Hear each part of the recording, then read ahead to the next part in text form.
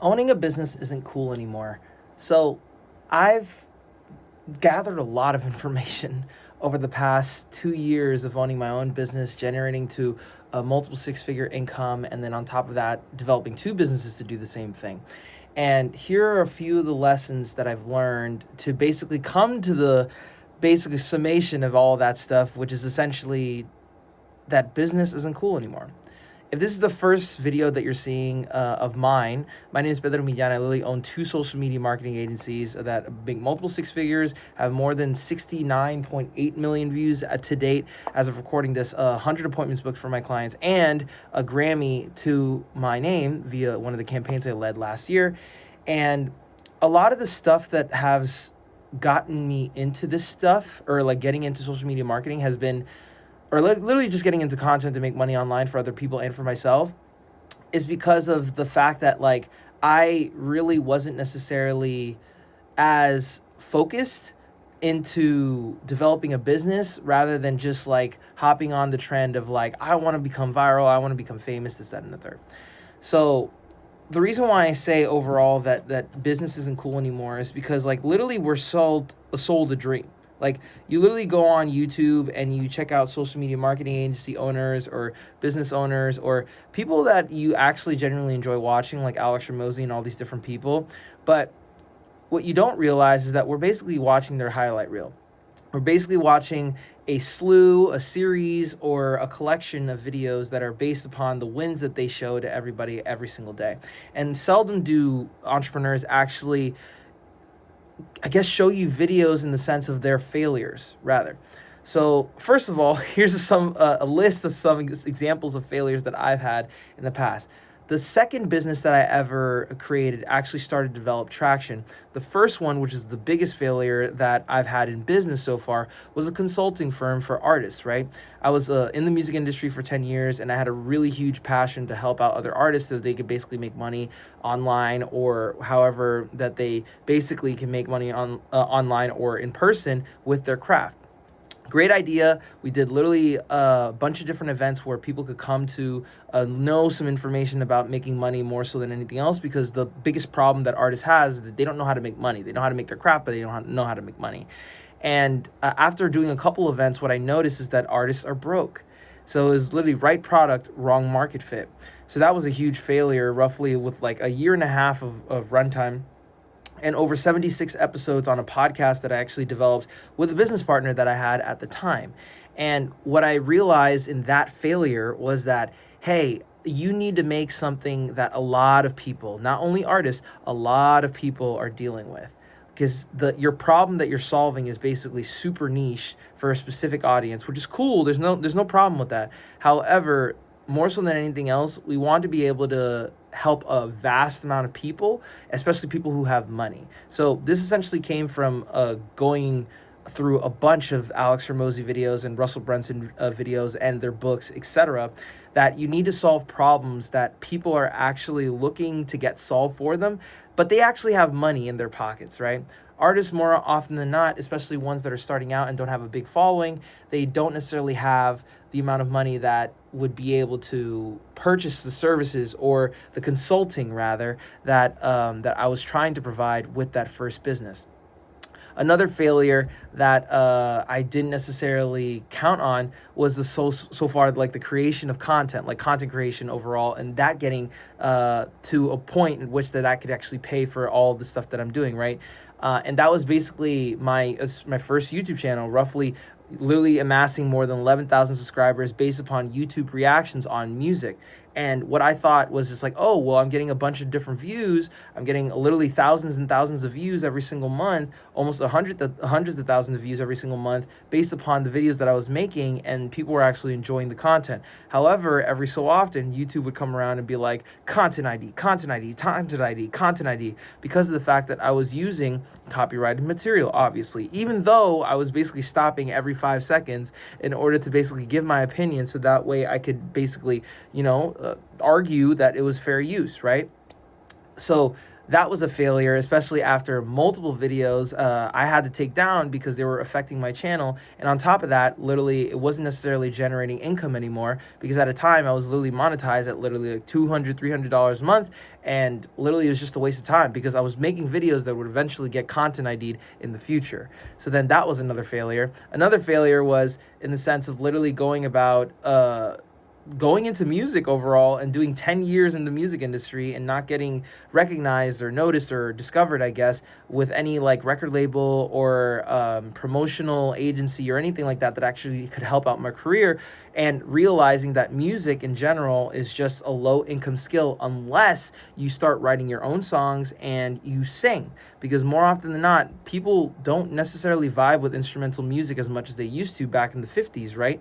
So then my thing was just like, okay, I could either learn how to sing or learn a high income skill so that way I can actually develop some traction, right? And that development of traction was based off of the skill being content creation, learning how to make videos, learning how to communicate online effectively so that way people can actually learn from the stuff that I'm actually providing online, and on top of that, use me to make videos for them, if that makes sense, with the social media marketing agency that I ran. So more so than anything else is just realizing your failures is essentially the, I guess, the breeding ground for a lot of opportunities to come through, right? So that way you understand that like you at least you have a place to jump from. Like it's essentially like a springboard into something that might actually work. But it's not cool. It's not fun. It's not great failing all the freaking time. Like literally just going upon failure upon failure upon failure. But a lot of people don't even talk about that online. Not a lot of people will literally have a fireside chat like this and basically talk about the instances in which they failed, because they always want to develop a highlight reel that you would actually follow them for, because nobody follows for failure. Everybody follows for success. Everybody follows the Bugattis. Everybody follows the Lamborghinis, all this, that, and the third, like the penthouse in Miami, right? Or the penthouse in Dubai, whatever it is. But the point is that like more people should literally take into consideration that the failures is essentially where everything comes from. And that's not cool. It's not cool at all. Like, it's not sexy, it's not fun, it's not great, it doesn't feel great, especially when you're basically doing all these things on a consistent basis with no result. But that's essentially where the success lies, right?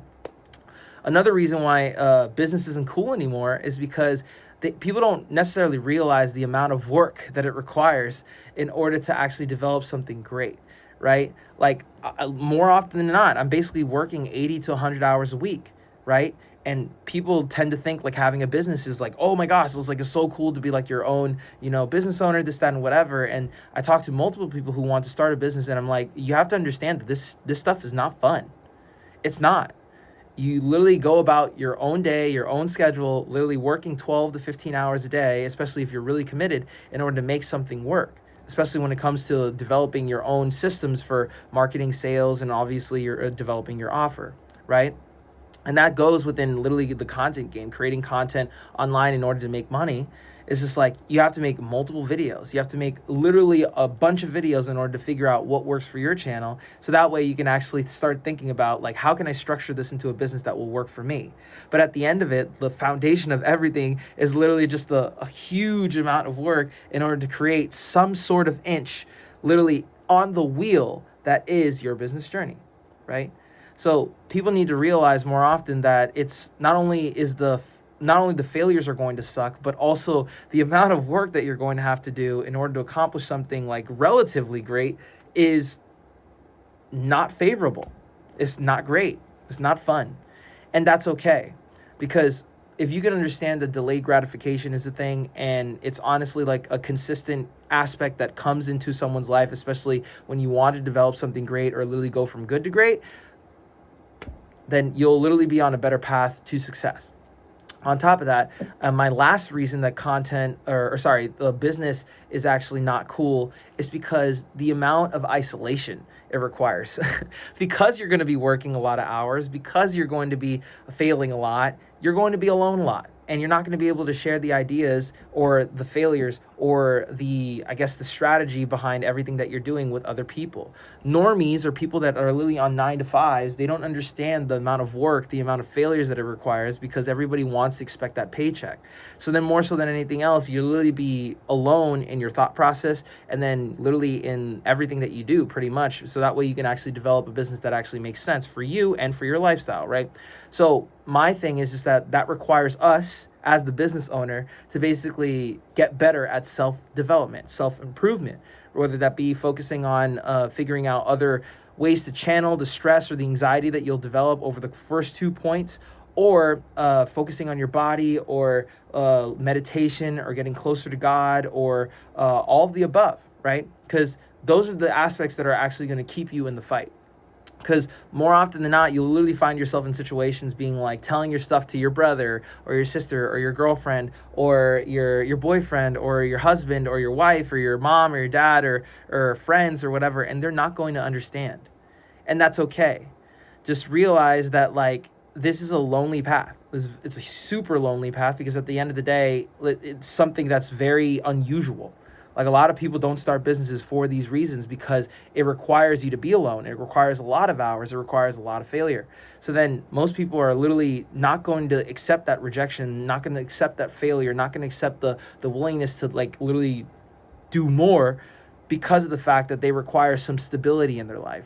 Being a business owner is very volatile. So then it requires a person that can actually dedicate themselves to that volatility in order to be alone and take that upon themselves to literally develop their lives for the rest of their lives. So, all in all, business isn't cool anymore.